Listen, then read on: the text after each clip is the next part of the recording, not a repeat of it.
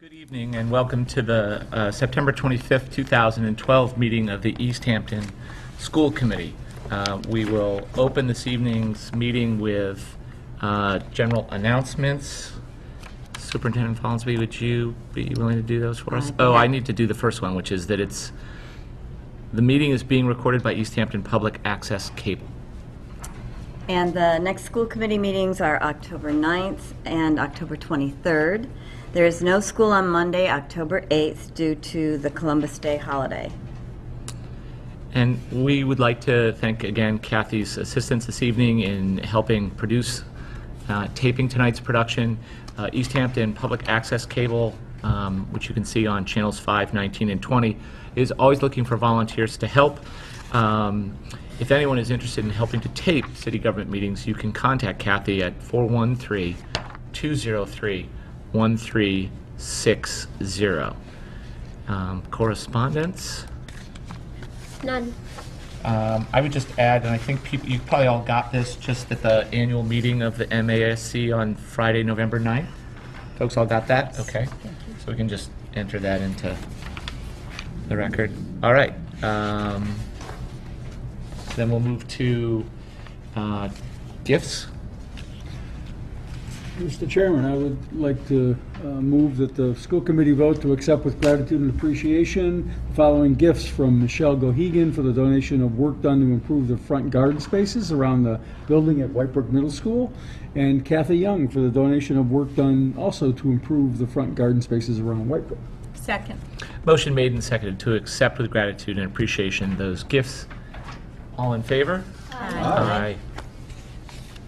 Thank you. Terrific. We now come to the portion of the meeting where we allow people to speak on matters that are not on the agenda, or you could speak in advance of a matter on the agenda. Yes? Yes. Yes, please. I think we've got 3 folks who are here to speak tonight about matters on the public agenda. And if you would, when you come up, just identify. Okay. Bring in shots. Might be cut off.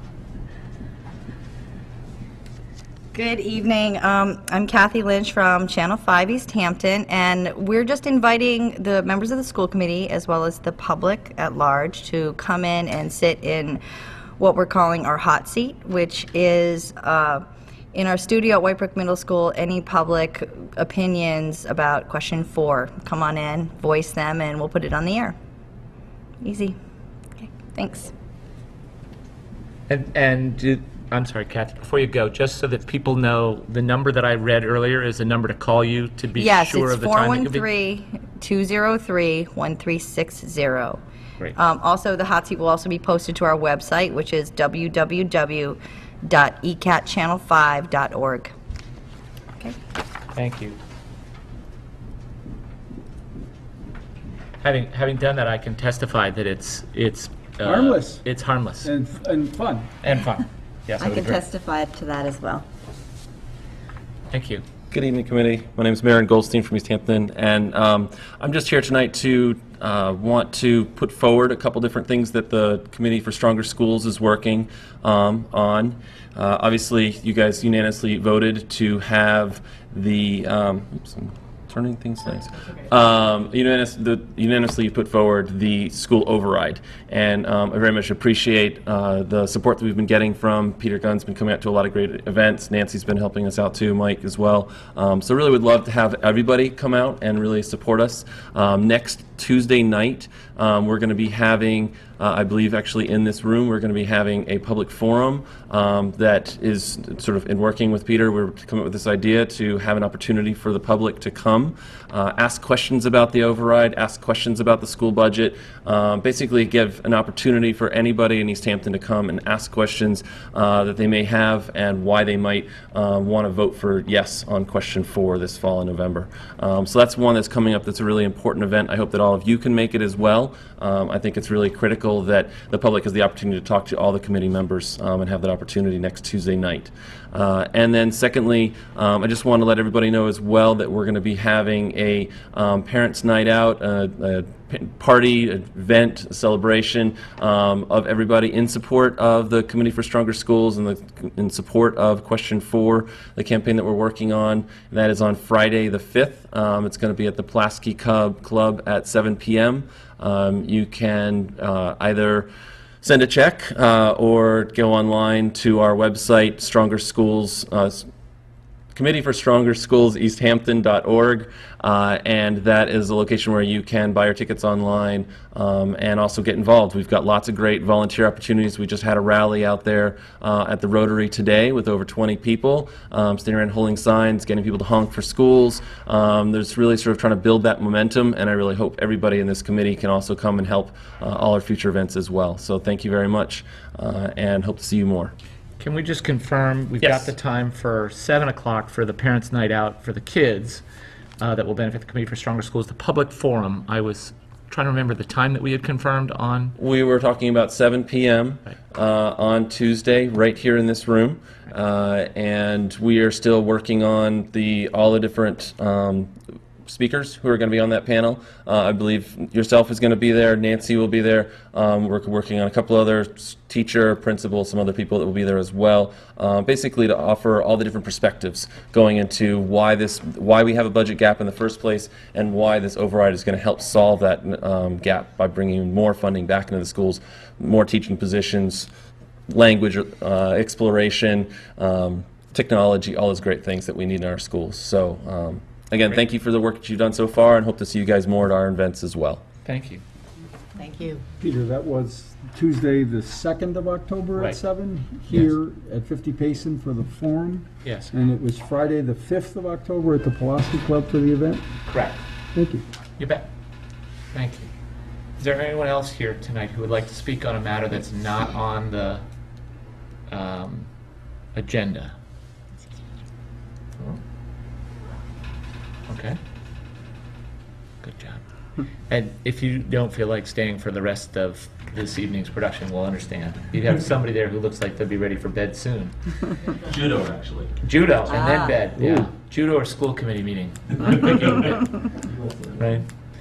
Right? Okay, well, is I'll there anyone? take him to judo. You can stay. Is there anyone on the school committee who wants to add? I have one comment that I wanted to make, but is there anyone else who wants to add? Anything that was not on the agenda? Okay, first of all, I want to thank the Committee for Stronger Schools for their efforts to educate the community about, Want to say I think we actually have a student that wants to say something. oh, okay, something? we'll defer. Mary, is there also a rally on the Rotary on Saturday the 6th? Yes, there's also going to be a rally at the Rotary on the 6th. We're also tabling in front of Big E's, tabling at the soccer fields. Can you put your feet right there? And lots of other places too. So we always need more volunteers to come out and help us with all the different events. So say your name first.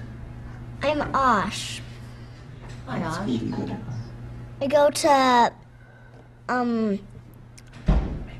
Maple School and in kindergarten.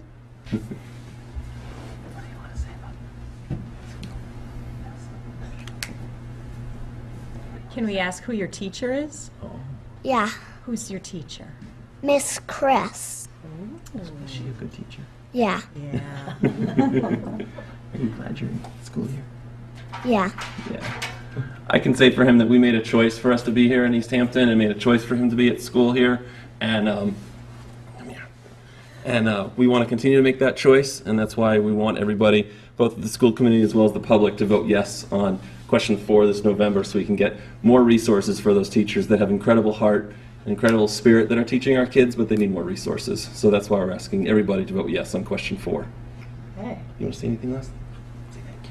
All right. Thank you. Thank you. Oh, you're welcome. Thanks for talking to us. Someday, that tape will be priceless. Someone's reflecting back at the end of a long career. All right, so before I continue, anyone else? Then, Peter, anyone else want to speak? Have a good night. If you would like to speak, please come up. Tell us your name. Good evening, my name is Peter Marks. I'm actually the chairman for the Committee for Stronger Schools, but I'm actually here as a father, like a father of 3, and I know I've spoken many times before you guys. And I can only second what we just heard. I mean, like my kids go to school here as well, and I mean, the teachers are working so hard. They email me at nighttime. My kids have a lot of special needs, and they take the time after work to email me to find out what they can do, how they can help. And it just takes the time for us as a public and as a parents to just give something back. I mean, they need the resources. So I'm asking the public to, like I said, help us vote yes for this, vote yes on question 4, and give the teachers the resources they really deserve to make this the best school system it can be in the area. Okay? Thank you. Thanks for all your hard work also. Thank you. Thank Thank you, Peter. Thank you.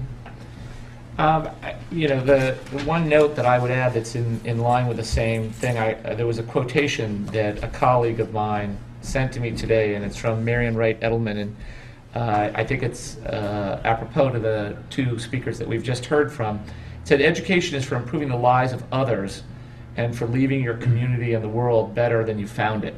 And I think that, in essence, is why question 4 is important for the community of Easthampton. It's not about yourself, it's about your community and others who are there. The other announcement that I wanted to make is that I wanted to publicly thank, and Mike, maybe you can help me, because I think I'm going to get 2 of the 3 principal people who helped organize Bear Fests. I have Burns Maxey, Denise Riggs, and who's the 3rd person? I'm going to be in trouble here. Yeah, and you just did that to me because I can see your face. Well, yes, you know, and we'll rectify that at the next meeting. But I want to thank everyone in the Easthampton City Arts Plus for their extraordinary educational effort and artistic effort over the life of the community over the last 5 months has been so enriched by the public display of the bears. I brought a small version of one of the bears that you folks have seen around town. This links into what we were just talking about, because a portion of the funds that are raised through this program go to support arts education in the public schools in Easthampton and in Southampton and Westhampton as well. I was at the Bear Fest auction, and Mike was there as well, and many people who were in the room got to witness, as we did in 2009, one clear and compelling example of why Easthampton is a great place to learn and to grow and to, you know, make as your home. And I think that the effort that was made by all the artists was extraordinary, and I want to again thank the principal leaders for their efforts there, and just say that, you know, I think this reflects well on Easthampton, and it was you know, an extraordinary event. We're going to miss the Bears. Some of the Bears will still be around, but the spirit that brought both of these events to the community continues, and I hope will be recognized. Kristen Angel. Nice work. Thank you.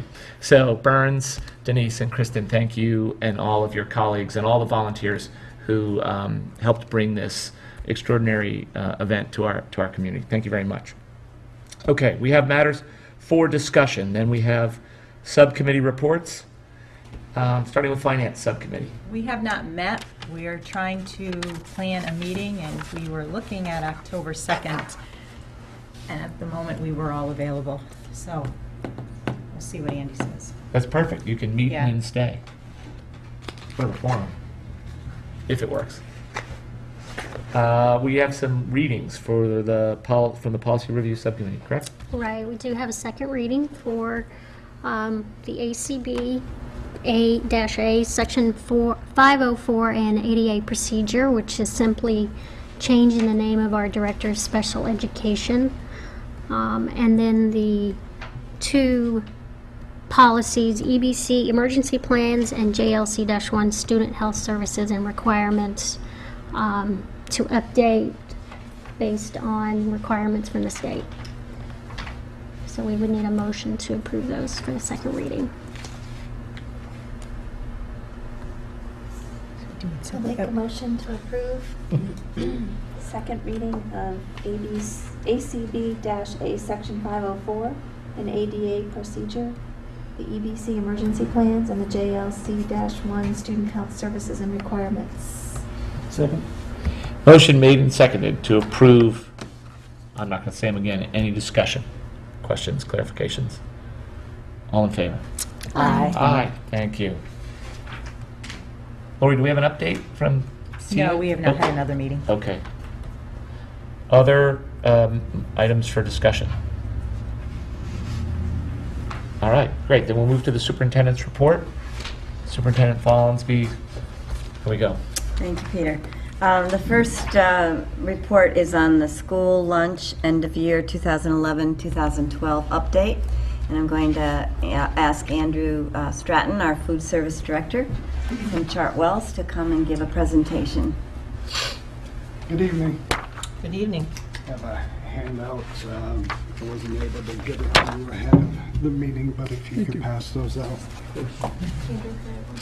Absolutely. I thought you were handing out food samples. No, not tonight. Last And we're year, going to have to do open response questions before we can be fed. last year I tried to come before the committee with some local produce that we were giving on the menus last year in the fall, and if you will have me before a meeting sometime this fall or even winter, I'd be happy to bring some of our dishes that we've been serving the students, butternut squash, zucchini summer squash. Depending on the timing, I'll have some of those. We also are, last year and this year, still working with the Franklin County Co-op, which flash freezes local farmed vegetables in the region or in Western Mass, and we actually have those products available in the winter months. Last March at Maple, we had some of the farmers from an Amherst farm come meet with the students. We had a display with our regional dietitian and a couple other people, and had some Massachusetts apples and apple cider, but I made a pasta salad with broccoli that had been frozen in the fall, and we were able to utilize it during the winter months and in March. And the kids actually got a kick out of it. The farmers enjoyed interacting with the students. They don't get to see who's, the students who are eating their food.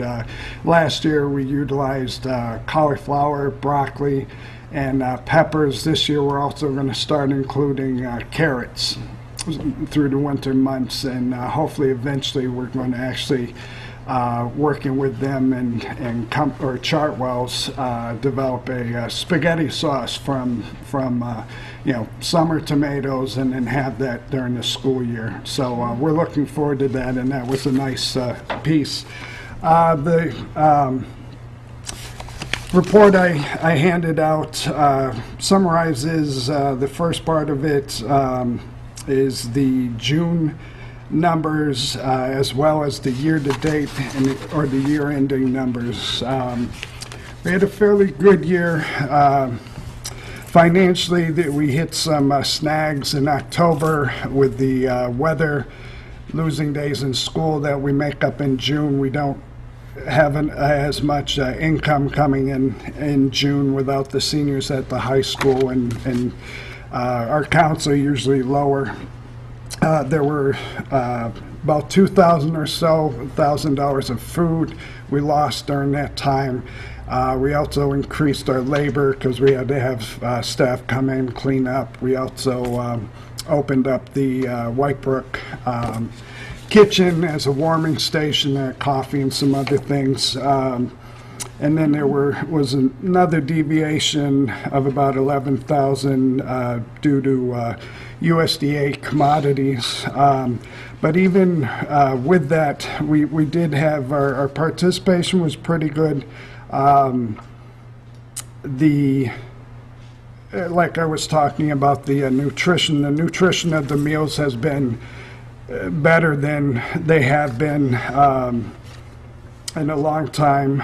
We're following, last year we exceeded the USDA recommendations, and it put a lot of the guidelines that were to be in place this start of this school year. So we got the students used to more beans and legumes, more whole grains and that kind of thing.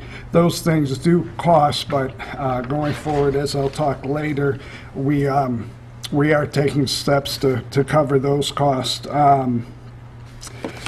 But in looking at the report, lunch participation actually went up above our plan by about 0.6%. Breakfast was lower than we were planned. We were shooting for over 12% participation at the schools. We weren't able to hit that last year. We were down about 1% from last year. And we're going to center on a couple of the schools going forward to increase participation, giveaways and letter to the parents, that kind of thing. So we're hoping to bring those numbers up.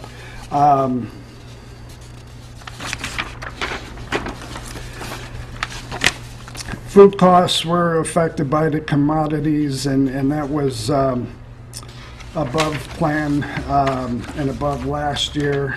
We were able to, our personnel costs, we were able to keep under our budget, and looking at the prior year, we were able to reduce it somewhat there. But with all those things taken into account, we were still, our bottom line on page 3, we were still a negative 44,597 for the school year. The previous year, we were at 47,000 as a loss. Even with the deviations that I spoke about, we still didn't hit our mark of 24,000 as our budgeted plan and guarantee. So Chartwell's has, for the final invoice, reduced the cost to the school district by our management fee of about $5,000. But last year our income was fairly good, and similar average check compared to some other school districts was about in the middle as far as our income per for a la carte and lunch and breakfast.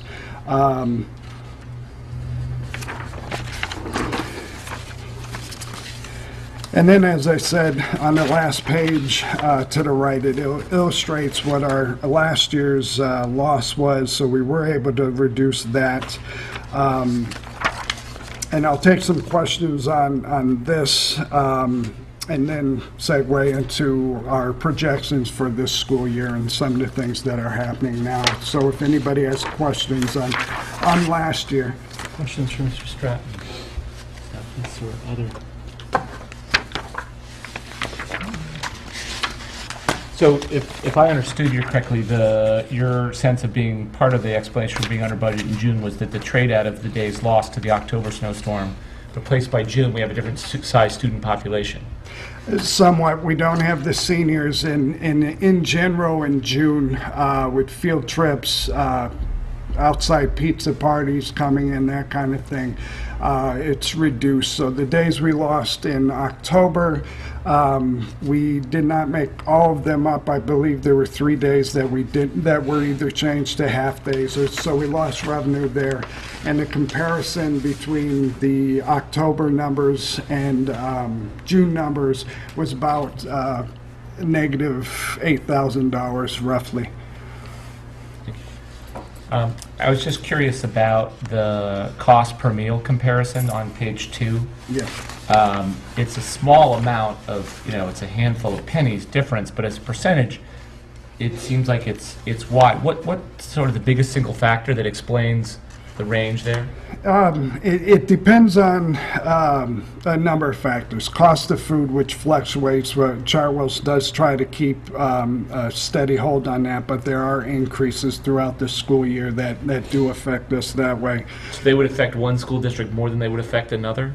Oh, against on the bottom? Oh, I'm sorry. I'm looking, yeah, 'cause I was thought looking you at meant the... our budget versus actual. You mean against Right, I'm looking at Marlboro the and Plainfield. 94-cent, $2.87. It's also varying on, Marlboro is a smaller school district, so their cost per meal does tend to be higher a lot of times. And if Plainfield being a bigger school district, I think they're about 6,000, and Marlboro is, I'm not positive, but it's smaller than Easthampton and Granby as well. But they have a larger participation, so it usually affects mostly the personnel cost.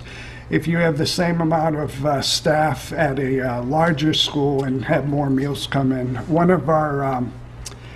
of my issues at White Brick, it's hard because we have two cafeterias on the other side of the school from the kitchen, and it's been a chronic issue with labor costs because we have more labor than we would normally have for a cafeteria attached to the kitchen with one room. We have to double the labor to serve that amount of students. But year to year, it's pretty much the same. So it depends on the school district and how many students a lot of times with those comparisons. Yes. My question is rather basic. On the front page, you have the chart on the right-hand side says participation rates, and then down below, year-to-date participation rates. Yes, the first one is just for June, Oh, this is just the month of June. just the month of June, whereas the bottom one is year-to-date And from year-to-date is September to June? to June, yes. Oh, okay. Okay, I just wasn't clear on this. Oh, no Yeah. problem. Any other questions on that?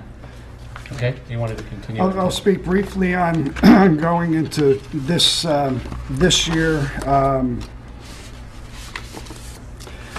I was able to, working with Nancy and the principals, get information out to the parents on a lot of the new meal requirements. Hopefully the parents and the students notice some of the changes we've made for healthier meals and following the guidelines.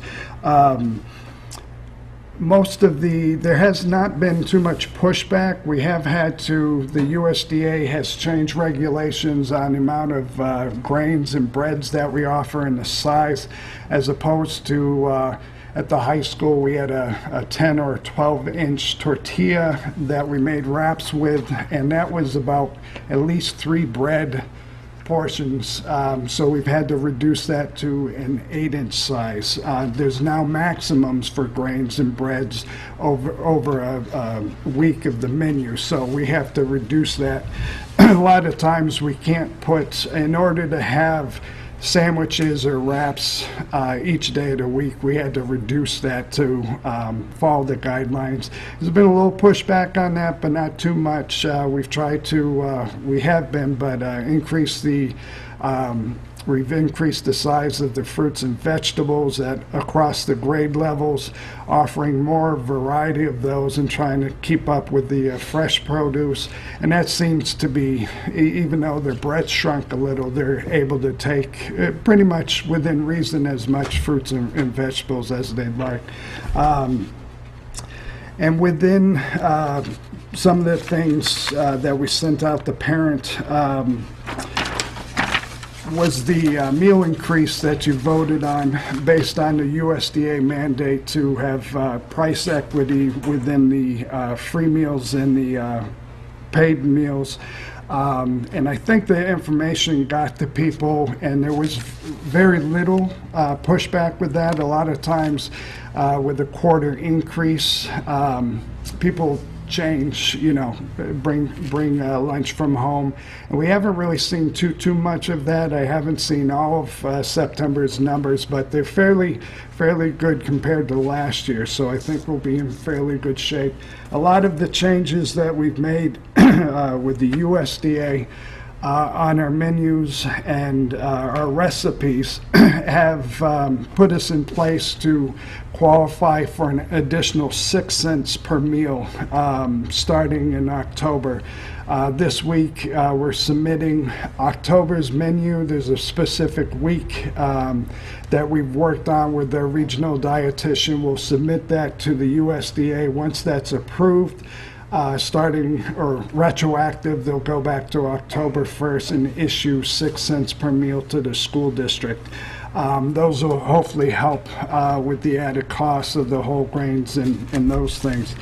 So with the increase in the meal price and the 6 cents reimbursement, we're hoping to push our sales, but by being a lot better financial situation than the end of this past year. Our projections with the enrollment and with these changes in the prices and hopefully not having the weather issues and the commodity issues, we're looking towards being in the red. Not much, about $400, but that'd be a lot better off than we had been over the previous 3 years and beforehand. So that's what we're projecting for the next school year. Our staff seems fairly good. We worked on the training, so they know all of the USDA regulations, the portion sizes, working with the students, helping explain why there's been changes, and we've gotten good feedback from the students. I'm meeting on Thursday with other directors and our regional dietitian, and Chartwell's has hired an additional dietitian that'll work with me with my 2 districts and a couple other school districts. So we're hoping that she'll be able to visit the school district either once or twice every month or so, and we'll hopefully be tying in with the principals and seeing if we can get into some classrooms and speak to the healthier lunches, what the students like, dislike, and promoting fruits and vegetables, and hopefully with that we'll increase the participation and get closer to our financial goals. From your lips to my son's ear. Good. We all hope. And that's pretty much it. I'm looking forward to this school year. If anybody has questions or comments, please let me know. Questions? Other questions? I appreciate you coming and discussing all that too, especially regarding the changes in the nutritional value of everything, because that was one of the comments that my high school daughter had, was that the sandwich was very small. So it's good for me as a parent to now understand the rationale as to why they did get smaller, but that was a comment, so. Yeah, and we've tried to field some of those even within, especially at the high school. The elementary schools, the changes we don't offer as many things every single day like the breads or the grains of a specific type, so we're able to spread things out and they don't notice, and we weren't serving larger wraps there. But at the high school, they notice, and even some of the teachers made comments, and I was able to talk to a couple of them and help them understand. It's in the news that school lunch and obesity rates and things like that, but it's really not addressed. Recent newspaper article from the dietitian from the Big Y actually stood up for school lunch and some of the things we've been trying to do for a while. So hopefully there'll be more understanding, and especially with the meal increase, a price increase, it's hard to, so if you do hear anything, my email is on the menu, so if people want to contact me, that'd be great. Okay. Can I, Go ahead, Jeff. no, well, I was just gonna, I think that, were you adding a oven or something to Center Pepin? Yeah, And actually, I skipped over that. This school year, we were waiting for the contracts contract to be signed. Once that's in place, I have in purchasing a newer type of cook hold oven, whereas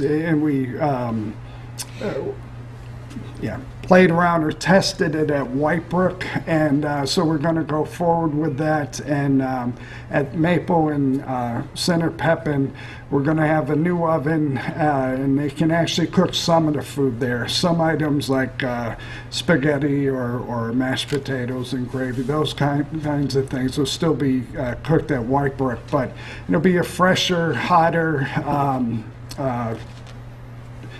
food product, and we're hoping within the next month to get those in there. They're designed so they're not giving off as much heat. You can actually touch it, so we don't need to put in the cost of a overhead hood or something like that. So we're also in both schools putting in stand-up freezers so we can have the product over there so they can cook it. Over the years, since I've worked here, past and present, putting in different items into a hot box, having it sit over the last lunch, whether it's a tater tot or a piece of pizza or something else, sitting that long is not very good. So we're hoping that the end result is the students are happier and the foods is fresher.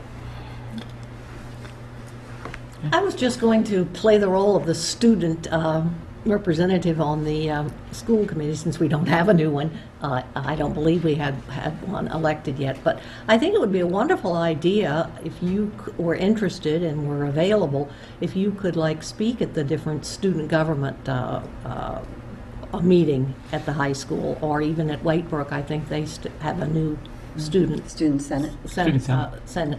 So I think it would be really helpful, because I don't, even if it was a government class, Andrew, I mean, I don't think that they understand that it's not that you have certain regulations that you have to follow, and it's not just because you wanted to make the sandwich smaller. Right. I think that students don't understand that it's not just up to the staff in the cafeterias. Right. And that will be, I'm hoping to have that happen, and I'll reach out to both principals. Last year I did meet with both of those groups, and it went very well. They understood some of the things that we were doing and the reasoning behind it last year, and I was able to get some feedback. Whitebrook, a couple students really wanted Taco Tuesdays. So we did that for a while, and they had a voice in what they were being served, so it helped them recognize that. And the same thing when I met with high school students and even a couple of the teachers that were part of the group, got a better understanding, and it helps. Thank you. Terrific. Thank you very much. Thank you. Thank you, Andrew. Great printer. All right, and now we have our Director of Curriculum, Shirley Gilfeather, doing a presentation on the MCAS results. I know you've seen some of the data in the newspaper. We want to take an opportunity tonight to look at that in more depth, to show you what goes behind those numbers that you saw in the paper, and what our strengths are in the district, what our challenges are, and some of the interventions that we've put into place to address the challenges. So, Shirley, I'll let you take it from Great. here. Good evening, everyone. Good evening. We are about to embark on a journey through the new MCAS. So I'm going to ask you, as a good teacher here, to put your materials in front of you. What you're going to need is your PowerPoint, and you're going to need your packet that was sent to you with data, and I think we had a little reminder to label those pages so that you had numbers on them. It So- works if it isn't digital. Sorry, I didn't print mine. Oh, Yeah. It's okay. I I'm going- would have printed copies for you. Sorry, I'm That's also going quite all green. right, and actually, it's nice to be digital, but sometimes You may have to hold up I'm- different. I may have to hold up items, okay, but I can be Vanna White too. I don't look as good as Vanna White, but I can be Vanna White. Okay, so here we go. We're going to go ahead and get started with looking at the district big picture. And as I structured this evening's overview of MCAS and the MCAS highlights, I tried to do two things. My objectives this evening are to not only introduce you to some of the highlights for MCAS, but to also introduce you to the language of the new MCAS system, so that you can get a little bit of an idea on the terminology that's being used. And Nancy said about 20 minutes. That's always hard for Shirley, but we're going to try to stick to that. And at the same time, I'm just saying to you that this is an overview, and if at some point some of you want to have a private session about this, we certainly have been through it enough that I would be glad to talk to you some further if you want to have your master's degree in MCAS. And So, Shelley, I'm just going to yes. interrupt you for a minute here. We have been trying to share with you the new changes to the way accountability is determined in the state and give you overviews, but it is very complex, and it really takes a number of exposures to this to begin to get a deep understanding about it. Right. Is tonight And, the date night, or will we? Well, this is probably one of several. Okay. Okay. And to just start off, reminding you that the No Child Left Behind was modified by the waiver that was produced by the state. That's what put us into a system now that we have that takes the place of No Child Left Behind, which was requiring students to reach proficiency by 2014. That goal was really an unattainable goal for most districts and most students, and so there's a compromise system that was a part of the waiver, and that's what we're going to explain tonight, is some of that system. Okay, so starting with the big picture, the first thing we're going to talk about is Progress and Performance Index. So we wouldn't know what to do without more acronyms. We are now welcome to the world of PPI. So in the Progress and Performance Index, points are awarded to a group, and that group could be students in a school, it could be all of the students in a district, depends on what level of group you're talking about, for making improvement relative to the group's own annual target. So we have targets that we need to meet in various groups. It could be mathematics or ELA or science, and meeting these targets or working on these targets, we earn points for how we do on those targets, and based on that, it comes to what we call PPI. So if we look, if you let's be positive. If you go above your target, you are awarded 100 points. If you are on target, you get 75 points. Improved below target, that means you're making progress, but you're still below your target. You would get 50 points. No change at all in your performance is 25, and if you decline in a particular area, you get 0 points. Okay? These points then accumulate, okay, and they eventually turn into, again, what we call PPI. Okay? So, indicators for the PPI calculations. What areas are you able to earn these points? And so the areas, first of all, there are 3 areas: narrowing the proficiency gap. That's mean the proficiency gap between all students and subgroups. Okay, how do you narrow the proficiency gap? Also, how do you become closer to your target by narrowing the proficiency gap? And they measure that proficiency gap narrowing in 3 areas: in math, ELA, and in science. So those are 3 of the categories that get counted in calculating PPI. We measure those proficiency gaps in another term which we'll be talking about shortly, called the Composite Performance Index, CPI. So we've already talked about 3 areas or indicators for the PPI calculation. 2 more of them are what we call the median student growth percentile, SGP. And we calculate that in math and ELA only.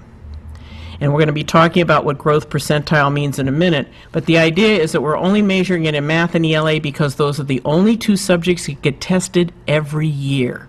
Science does not get tested every year, and we're talking about growth from year to year. And so in order to measure that, we're talking about math and ELA.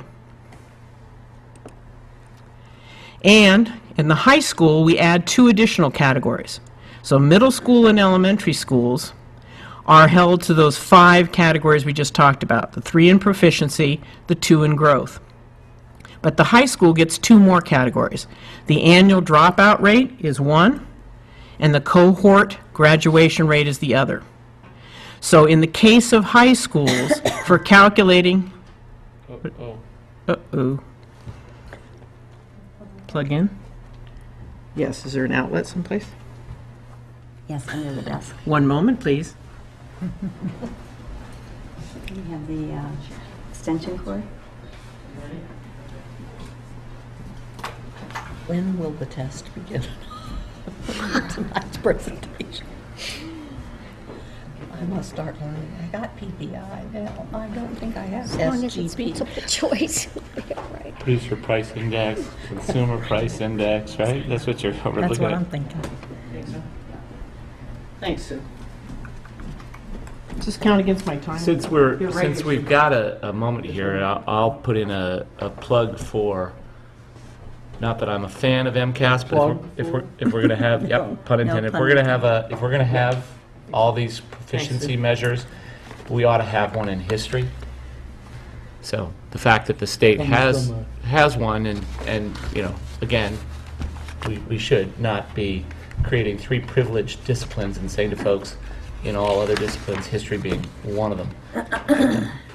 Wouldn't it be nice if the state sent money along with it? Well, that too. Yes. I like that suggestion even That was better. another part of the presentation. It is. Unfortunately not. Okay, so thank you, everybody. Thought I had plenty of battery time. All right, so narrowing the proficiency gap, we've talked about the 5 for the middle school and high school, an additional 2 for the high school, and so a total of 7 for high school, 5 for the middle school. If you take a look, just to reference you now, to the packet that you have, if you have it in front of you, page 3 on that packet represents all students in Easthampton as a district. This is page 3. This one says all students. It's accountability data for Easthampton. And if you look at that, you can see basically each of those categories that I just talked about. For English and math, you see narrowing proficiency, growth, and we're going to talk about extra credit in a minute. And for science, you see just narrowing the proficiency gap and no growth. And then for the high school, you see the annual and the cohort. So I just want you to see how it plays out on the documents itself. Good to know we're in the Berkshires. I was wondering about that too. What? Oh, Oh, we're in the Berkshire Plus for what's called DSAC, the District and School Assistant Centers. There were so many in the Pioneer Valley that they gave the Berkshires a few of us, and actually we were lucky enough to be part of that cohort, which is a good support mechanism, including Kim Morandi, who isn't watching tonight, but thank you, Kim, for all of your help with data. Yeah. Okay. Free to us. Yes, free to us, thank you. Good support, actually, from the state. And then the next category is plus extra credit. So we have those 5 or 7 categories that contribute to the PPI, but they give you some bonus. You get a little extra credit along the way. And in the areas for extra credit, you can earn up to 25 points for each of the areas that earns extra credit. So in those areas, we have in ELA, and in ELA you have 2 categories that you can earn 25 points in. One for reducing the number of students in the warning failure category, and also you can earn up to 25 points if you advance the students, or excuse me, if you increase the number of students in the advanced category. Now you have to increase that by 10%. That's the threshold, okay? 10% reduction or 10% improvement in advanced is going to earn you that 25 points. That's it. It's 25 or nothing. There's no other calculations of points. You either get the 25 extra credit or you don't. Another category is math. Same thing. You're going to earn it in reducing the warning failure or moving students into the advanced category. And last but not least, same thing in science. So in addition to those 5 categories, or 7, you also can earn extra credit. And all this contributes to your PPI. Now there's 2 types of PPI. There's an annual PPI, and that's going to measure the progress from one year to the next in those 5 or 7 indicator areas. And in addition, the extra credit plays in as well. And if you see page 3 or 4, you'll see that there are District annual PPIs for 2009, 10, 11, and 12 for all students. Or if you look on page 5 and 6, again, if you have this, you'll see that the summary is for high needs. Now, there are two categories that the state reports PPI for counting for the district PPI score. One category is all students, the aggregate, and the other is high needs. And the high needs category is a catch-all of a variety of things. It's going to include your low-income students, your students with disabilities, and your ELL students or your past ELL students. So what they did was they formulated this one group called high needs now, and they put all those students in there. In the past, in the olden days, prior to all of this, students would count multiple times. They would count once if they were low income, they'd count again if they were special needs, they'd count again if they happened to be ELL. And that was very difficult on some districts. So now they put them into one category. So if you are a student that happens to be either one of those, you'll count once in the high needs category. Then there's a cumulative PPI. So the annual is measuring the progress from one year to the next. The cumulative is representing a trend over time. And that's why, again, on page 3, as an example, you're seeing 2009, 10, 11, and 12. It's a cumulative representation. You also see that on page 1 of your packet, because page 1 shows you Easthampton, its cumulative PPI, and you can see it over time. That's taking 2009 through 2012. Now what they do in order to get the cumulative one is they do a weighted score over the last 4 years. So 9, 10, 11, and 12 would be the 4 years we're looking at right now. And it's a weighted process. So they give the least amount of weight to 2009, the most amount of weight to 2012. To 2012 gets multiplied by 4, 3, 2, 1. Okay, and you can see that as a measure of arithmetic. If you want to take a look at that, you can see that on the top of page 4. You'll see a section that says cumulative PPI, and in parentheses it'll say 2009 by 1, 2010 by 2, etc. And that explains to you that they take that measure, they take your PPI from 2009, 2010, 11, and 12 with the weighted factor, add it all together, and divide by 10. And they divide by 10 because if you take 4, 3, 2, and 1 and add it up, you get 10. Okay? So that's how you get a cumulative PPI, trend over time. Okay? Moving right along. If you take a look at page 1 and 2, you can get that for the district, but take a look at page 14 in your packet, if you have it, or page 15. 14 is going to give you the cumulative for Easthampton High. 15 will give it to you for Whitebrook, 16 for Pepin, 17 for Center, and 18 for Maple. So that you can start to look and see what that trend data over the 4 years looked like as a cumulative PPI. And Shirley, just for those who don't have the paper copy, Yes. it will say at the top of the page when you get to it, either the name of the school. Yep, exactly.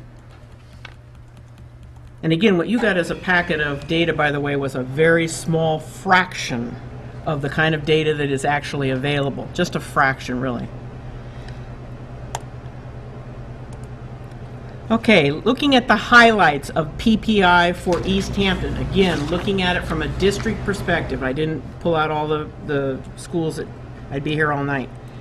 Nancy wouldn't like that. So the highlights, cumulative PPI for the district. All 3 elementary schools exceeded their target. Okay, now the target for PPI is 75. Any PPI, annual or cumulative, the target is 75. Now I've asked that question because it's an interesting one. Why 75? Why not 100? Okay? And the difference is they give between 70, this is how it's been explained to me, 75 and 100 is for the extra credits and all the other things. But the actual PPI, if you are on target, you're reaching 75. Because again, it's adding it up, dividing it by 10, you're getting an average. And the average that they're shooting for is 75. That's a constant, does not change over time. The PPI, CPI when we talk about it in a minute, different story. PPI, target 75 every year. Okay? So all 3 elementary schools exceeded their target. They got beyond that 75, some of them significantly beyond it. Easthampton High School was below target, but they were at 64. So they're knocking on the door of being on target. So you might say, well, they didn't meet target, but meeting that 75 is not necessarily a really easy thing to do. So the fact that they had 64 I thought was worth certainly mentioning.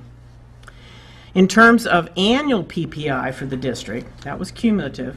In terms of annual PPI, the ELA proficiency gap, and we're going to call that from this point on PG, the proficiency gap narrowing in ELA, all students, this is again district level, are on target. So that says something about our ELA work. ELA proficiency gap for students with disabilities is above target. That's worth noting. Extra credit, which is an important category. The extra credit received for ELL students in math and ELA, we gained that ELA in extra credit in both areas, math and ELA. ELL in ELA and math. A lot of letters here. But good point to mention ELA growth. The growth factor, how much growth did a student or group of students make in a year? The growth factor for students with disabilities in ELA is on target. That's worth mentioning. And the graduation rate is on target. So those are some of the highlights of cumulative or annual PPI. Okay, now we're going to drill down. That was the helicopter view. That was the PPI. Now we're going to say, what makes that PPI? Well, one of the things that makes the PPI is CPI. Question. Go. Hard to form a question. No, Oh. it isn't. It's just that I think you've told me, but I've got That's to okay. ask it anyway. What is the target? For PPI or CPI? PPI. 75. 75 what? 75 points. Not percent. 75 points. And you get points in those different You categories. get points in the different categories. I got Yes. that. I got that completely. But I don't understand how we are able to measure what the target. The target is this number. That's correct. But the number, what they've done arithmetically is they've said if people are getting good proficiency narrowing gaps, if they are getting good growth. Yes, but the growth is against, and the gaps are Proficiency. all measured from this 75. If the target is 75 Yep. and you're not getting there, Yes. but what is the 75? Yeah, it's very hard to explain. There's 2 sets of points, and this is actually one of the things that I take. Maybe, no, you don't have to go umbrage. there. I think maybe what I don't understand is, as a child, a parent, or a teacher, or whoever I am, is, what does the 75 represent? Yeah, Does it and represent maybe- being able to read, do math, do science? Yes. Write an Yes. essay, multiplication tables, in other words, 75 what's? Yes.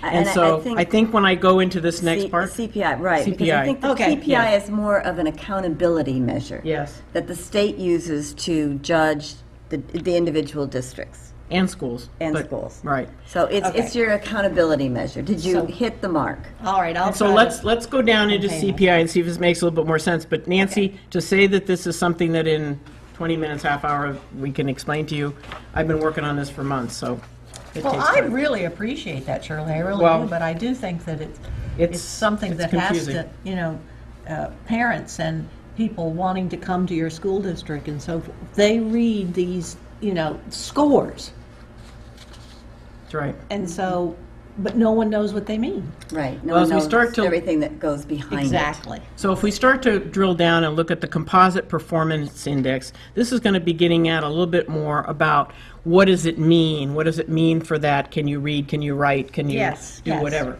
So the CPI is a measure of the extent to which students are progressing towards proficiency. And proficiency is really talking about what have they learned. And a CPI of 100, I hate to even say it, is where we would hope that most students would eventually become proficient to the point of 100 for CPI. So let's take a look at... So that's the 75 points plus all of the additional points that you can get that go move you from 75 to 100? No, this unfortunately is not. just what you get for CPI points Yeah. for proficient and advanced. So Now we're into something. now we're into entirely- it. Can't mix oranges and apples. Right. Can't mix PPIs and and CPI. Yeah, CPI. two different areas. But let's look at this and see how CPI is calculated. Oh, We right, talked right. about how PPI was calculated.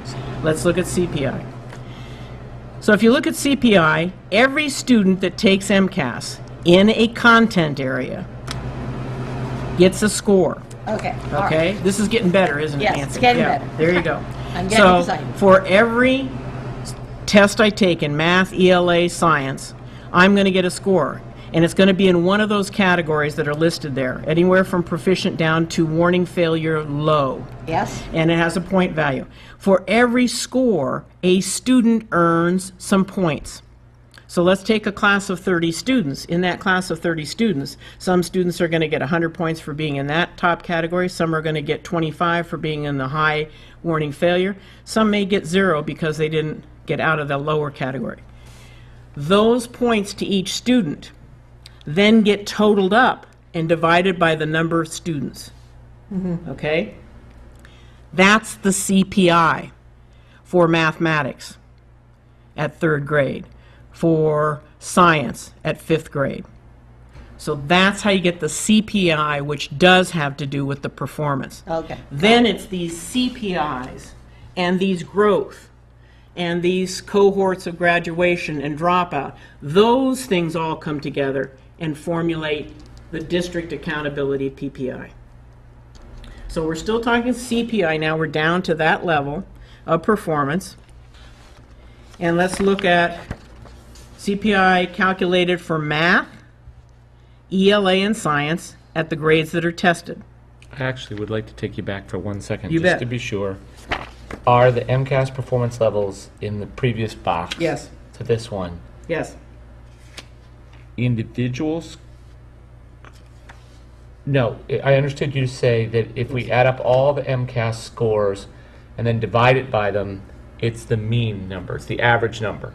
That's correct. So if our average MCAS performance on 10th grade English is 242, we get 100 points. No, per student. Per student. Per student.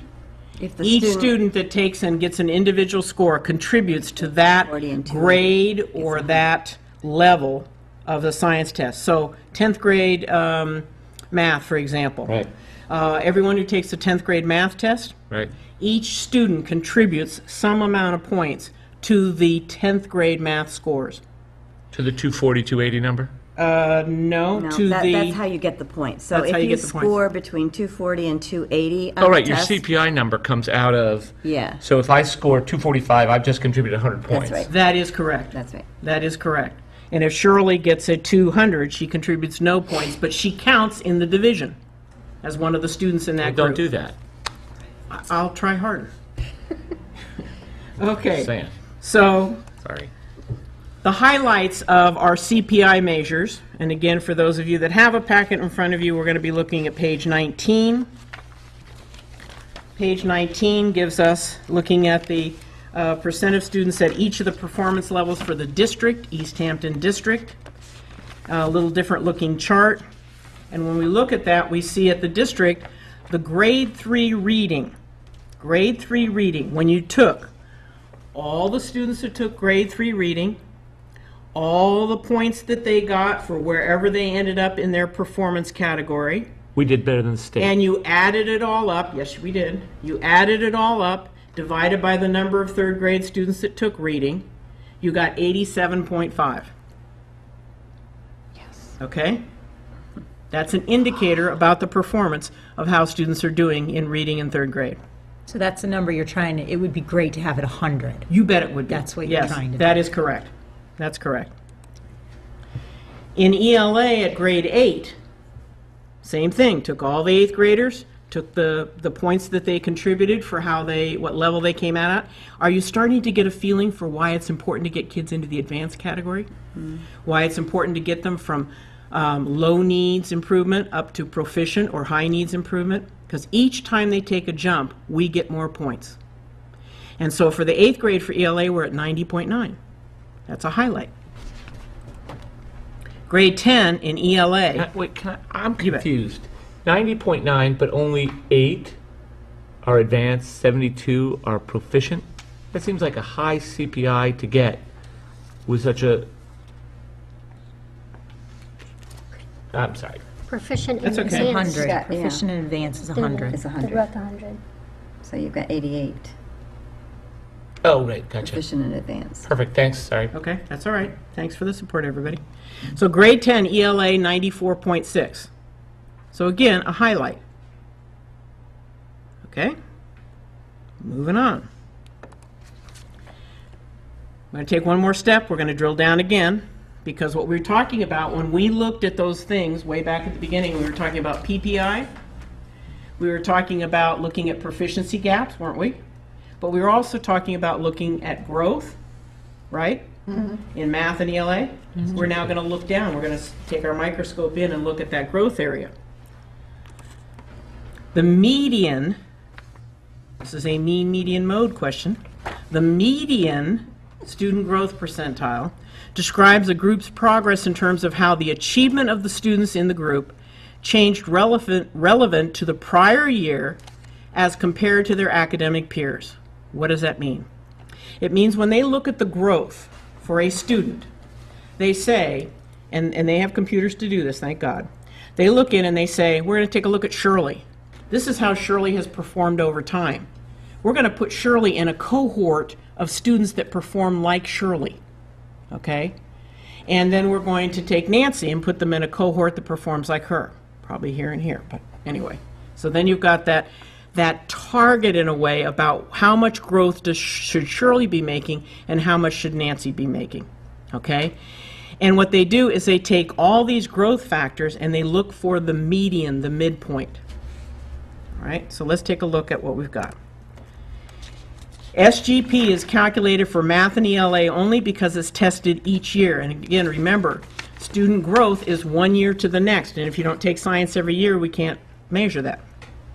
So we're looking at how did a student do this year compared to last year in terms of their growth.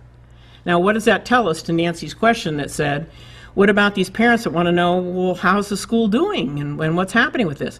Well, you're hoping to see that students' growth is higher. And once again, you should be saying, gee, Shirley, I'll bet there's another target for that, isn't there? And Shirley will say, yes, of course there is.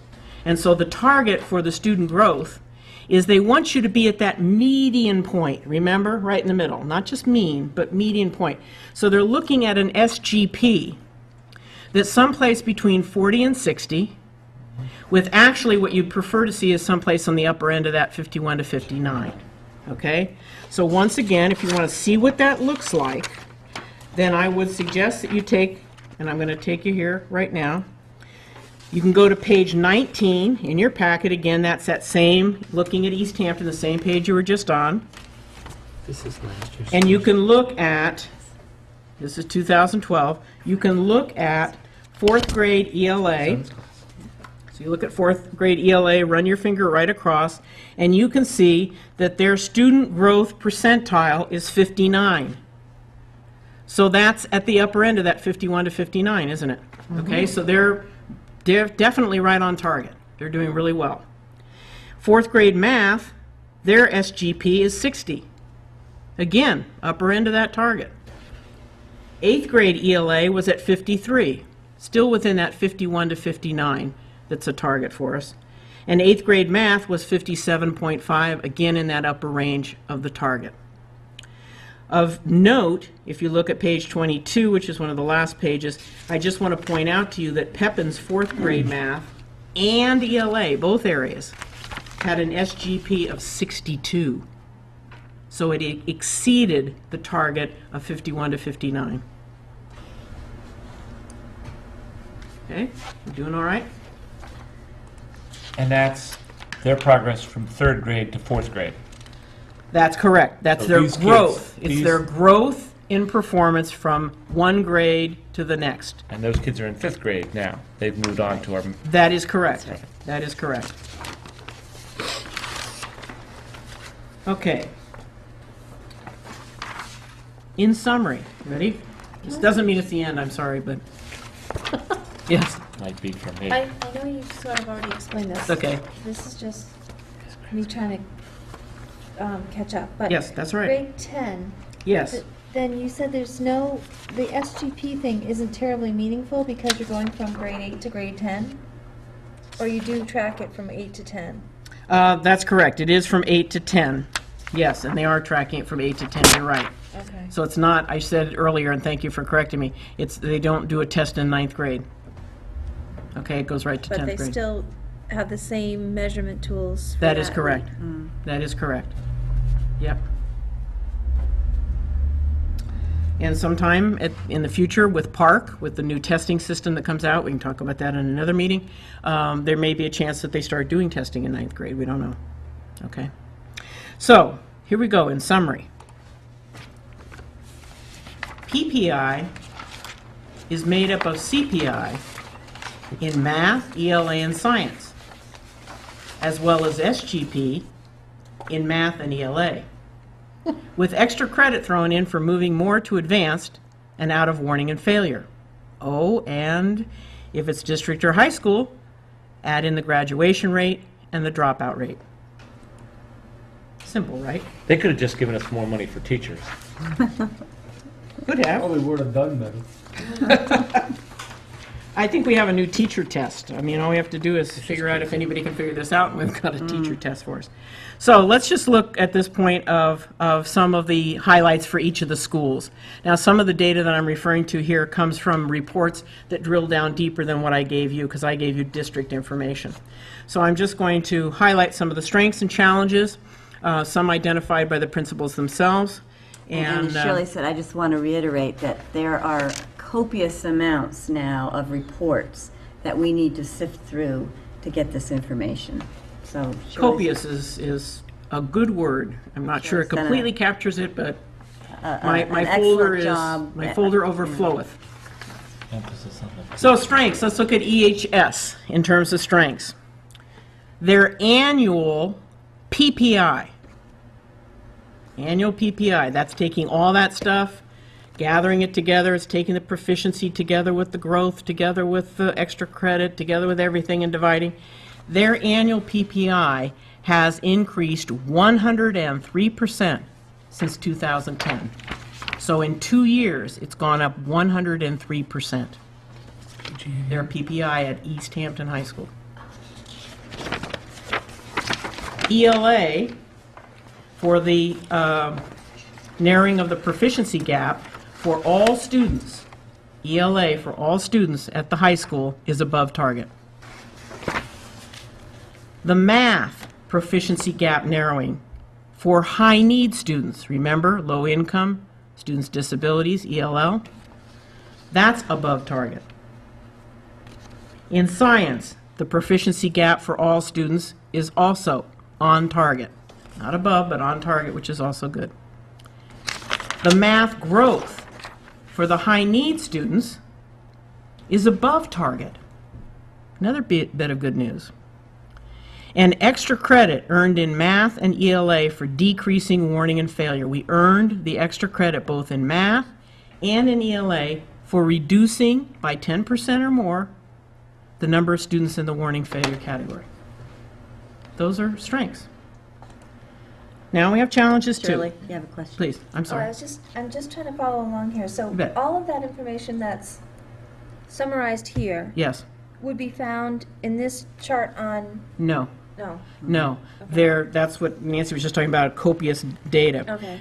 It would be a matter of going in and pulling out just Easthampton High School data. I just gave you what the data looks like on the district level, but they have the same data for each of the schools plus. And I just didn't give you, I could have given you Too much 60, paper. 80 pages, you know.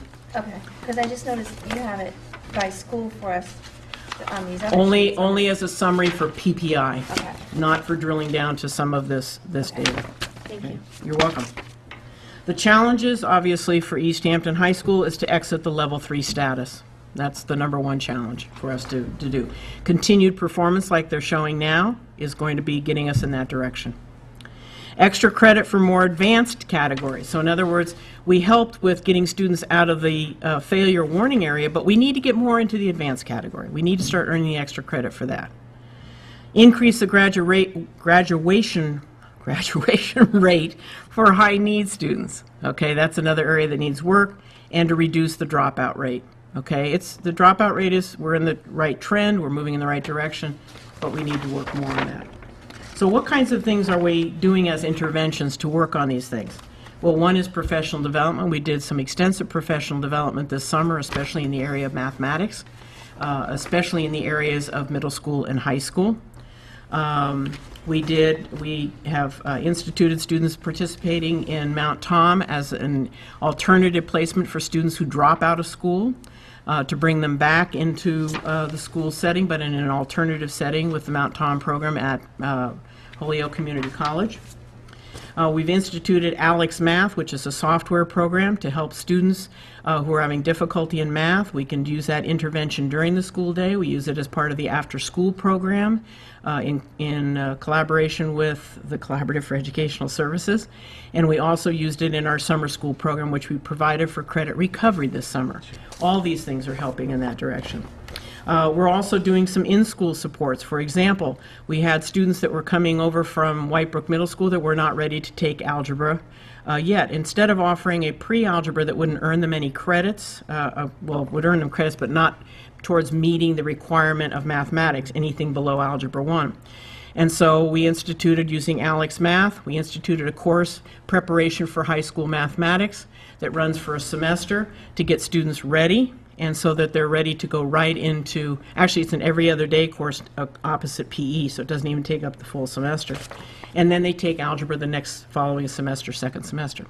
That's a new service that we're doing to meet some of the challenges we have.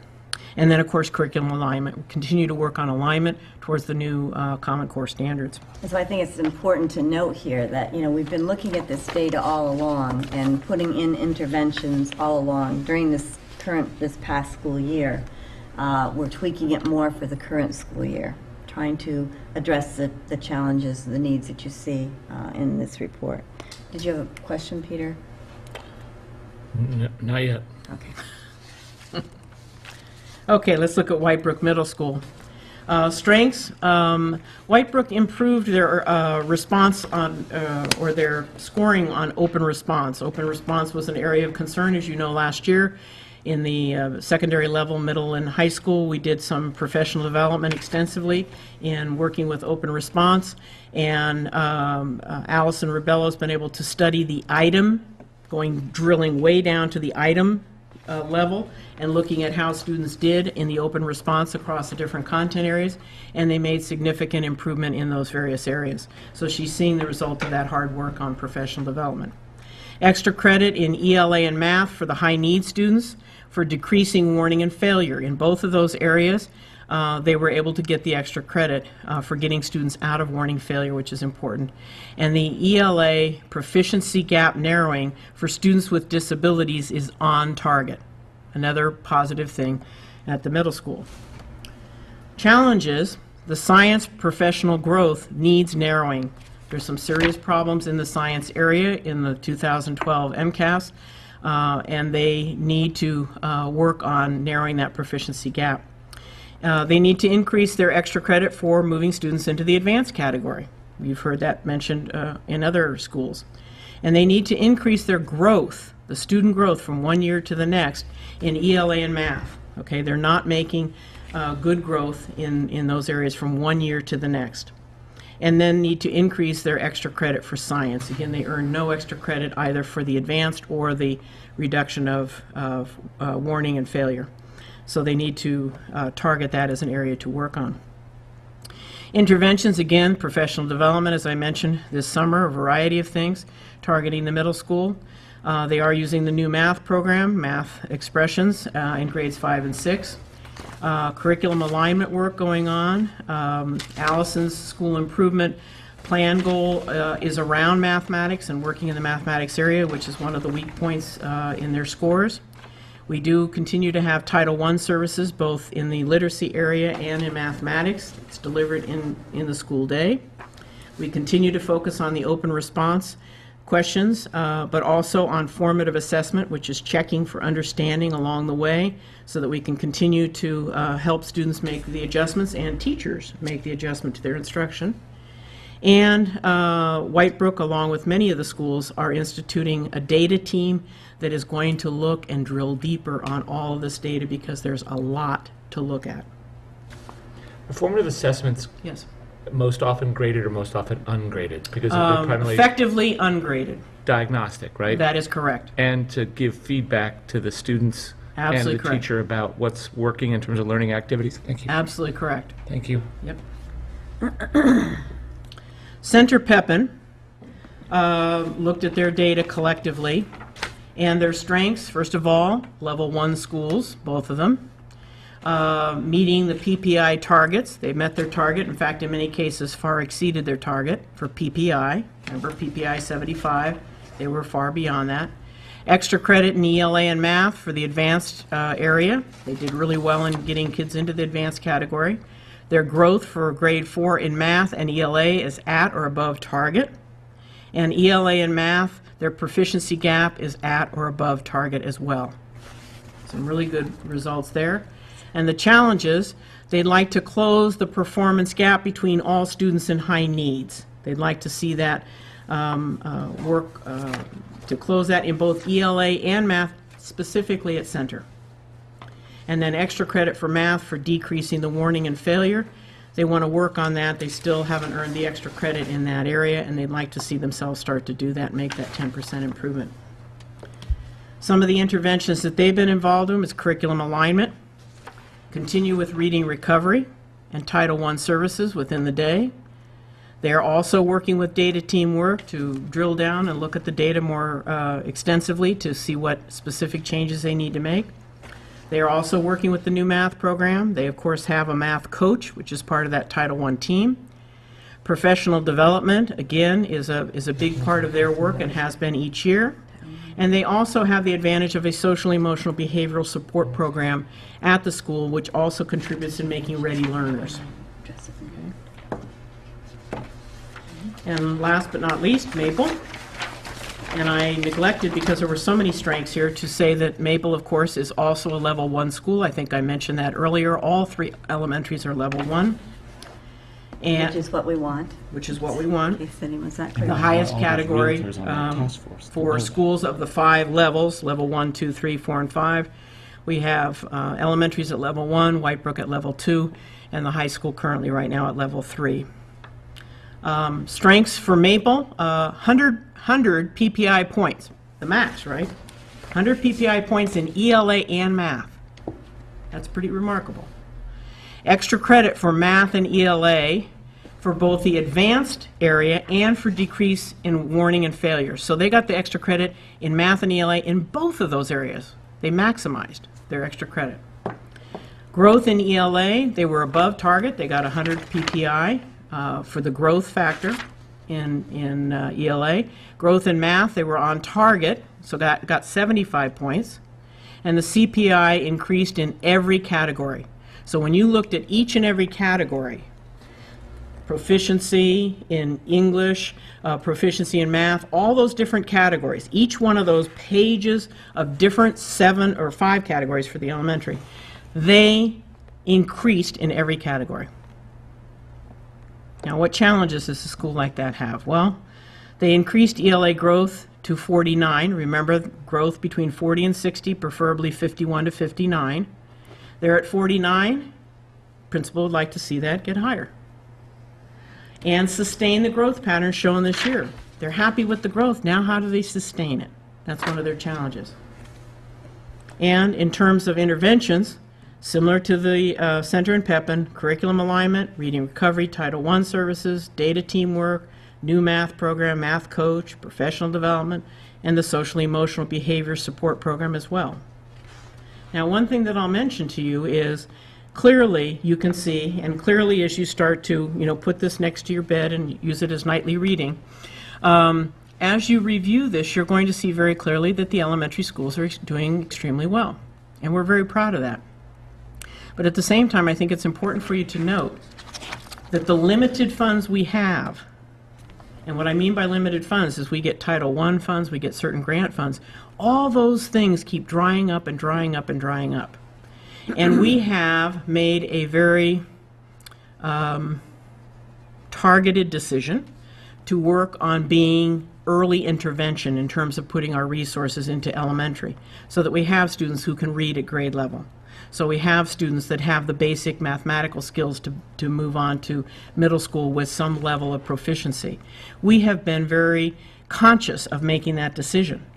But with limited funds, that means we're not able to provide the same interventions at the same level at the middle school and high school.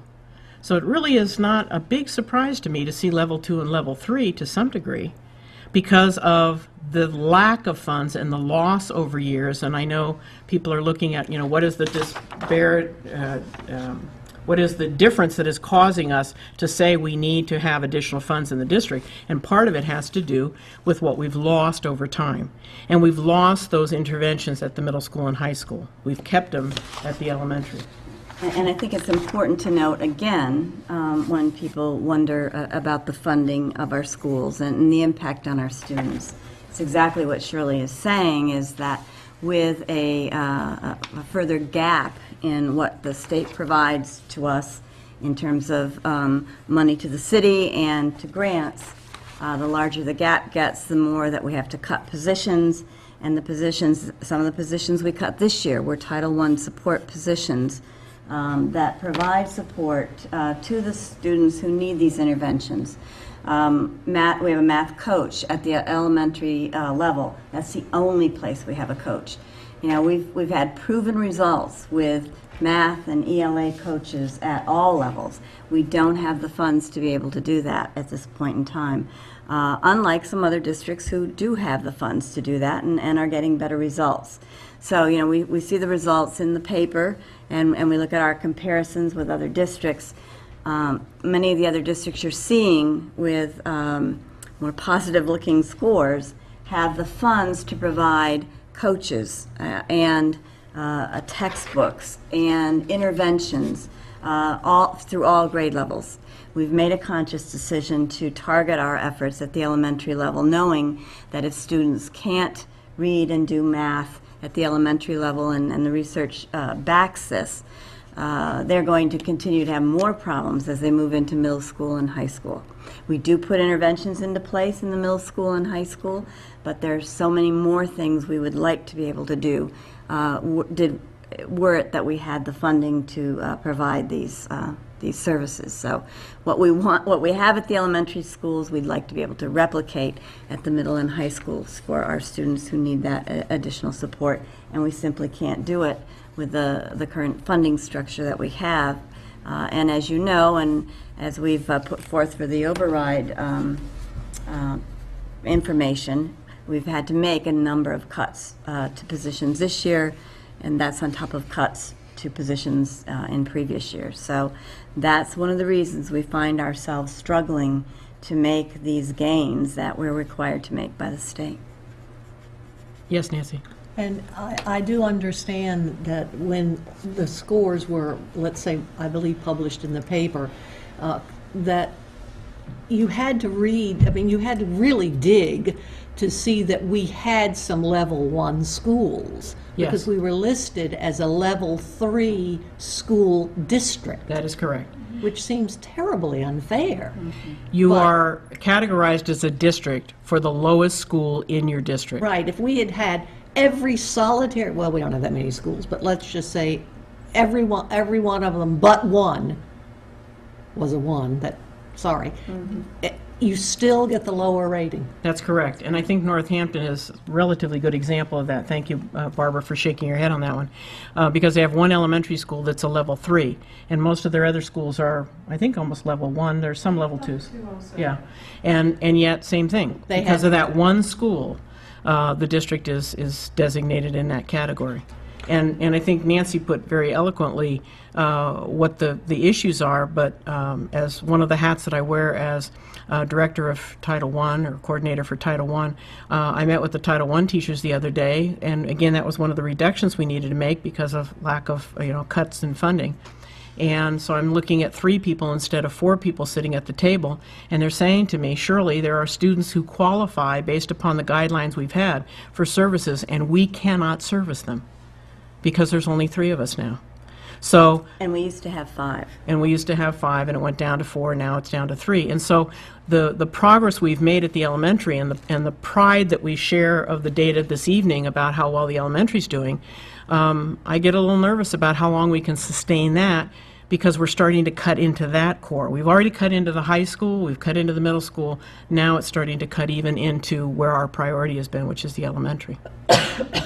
And these young elementary students, these 4th graders who are going to make middle school next, they're not going to get the same services they got in elementary school. Not at all. That's right.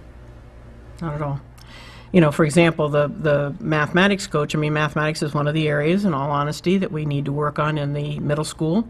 And yet, for funding reasons, we're only able to have a part-time tutor. We don't even have a full-time Title I math coach or math facilitator at the middle school. We can only afford to have 19.75 hours a week.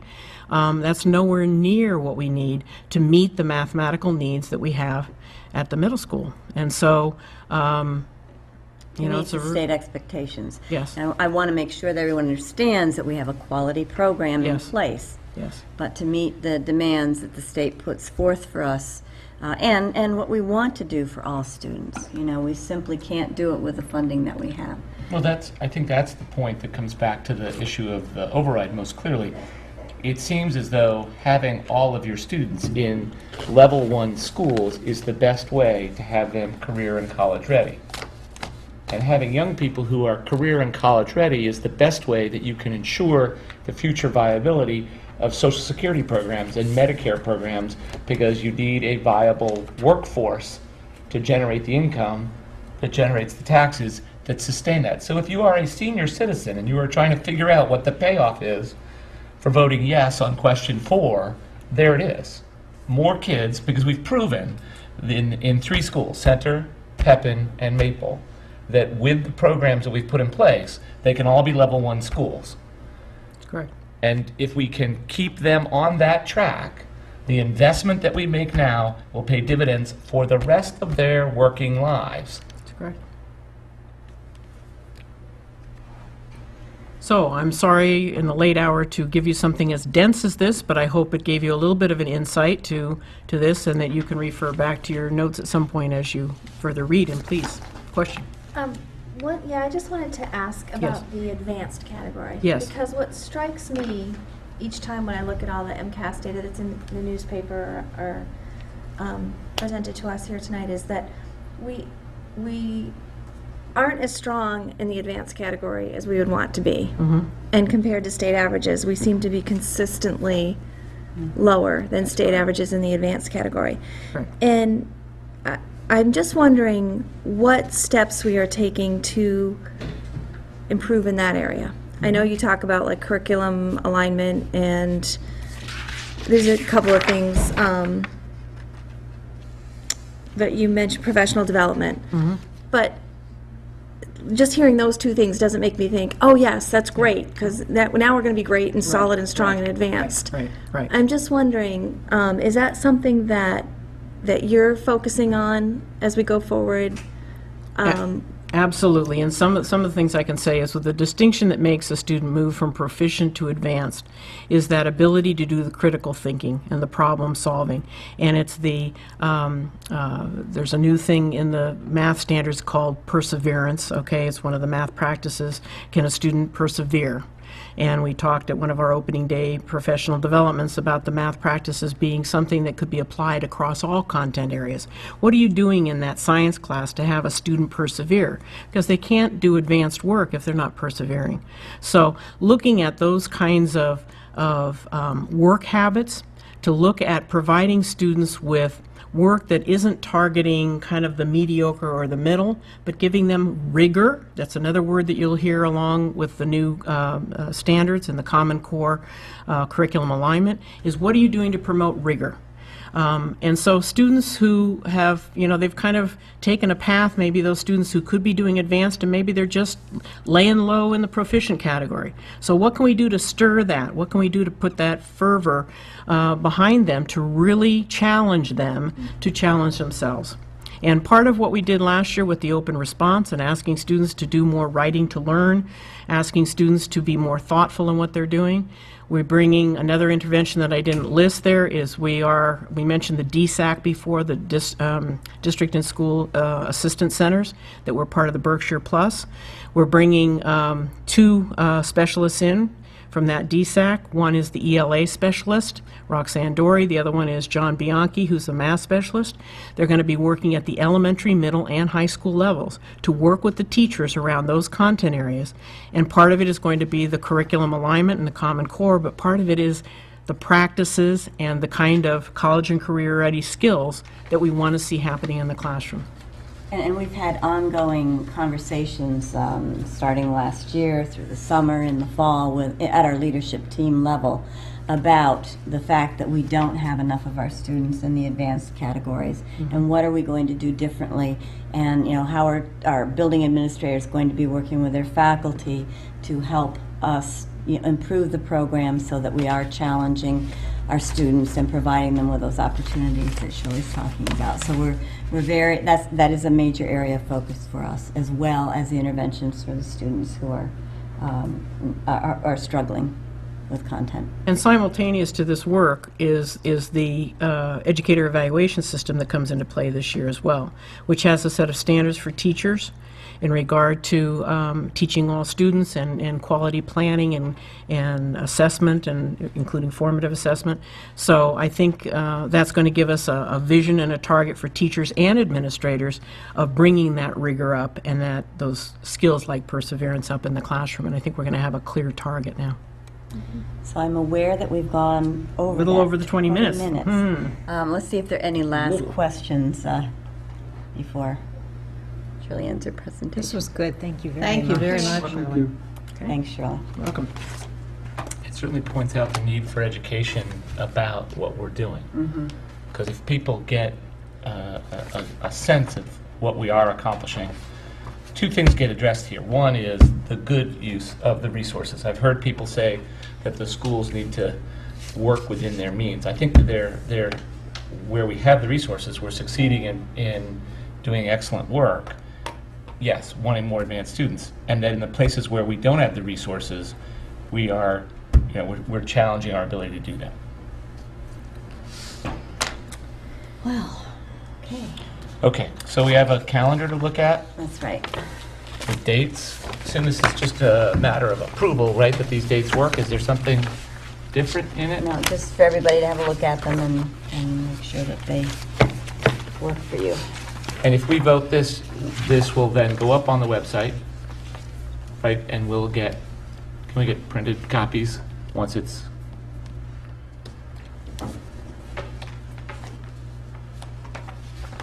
Anybody see anything in these that is noteworthy of discussion? Anything unusual, Nancy, that you... No, I think it pretty much replicates the calendar we've had this past year. Do you require a motion? let's approve these as our scheduled meetings for 2013. Second. All in favor? Aye. Thank you. All right, minutes and payroll. Yes? The minutes, motion to approve the minutes of the regular session and superintendent evaluation goal-setting session on September 11th. Second. Motion made and seconded to approve the minutes of the 9/11/2012 school committee meeting. All in favor? Aye. Aye. All the minutes, let's see here.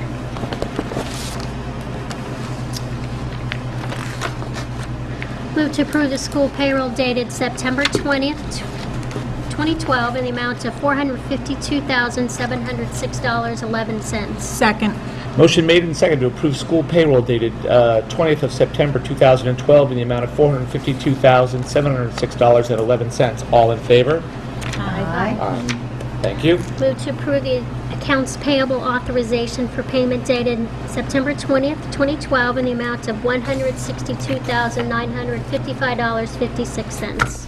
Second. Motion made and seconded to approve the accounts payable authorization for payment dated 20th of September 2012 in the amount of $162,955.56. All in favor?